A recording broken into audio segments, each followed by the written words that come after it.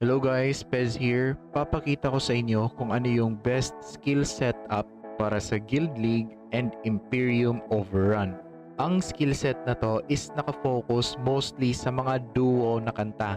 Kahit walang gypsy sa party nyo, nakakapag-cast pa rin kayo dito dahil merong skill ang bard na nakaka-enable nito. Ito yung Puppet Dance.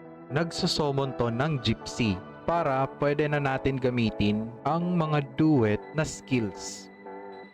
Isa sa rason kung bakit masasuggest ko to na skill build is the skills na lahat ng players nasa loob tinatamaan. Hindi lang siya limited sa buong party mo, kung hindi buong enemy guild.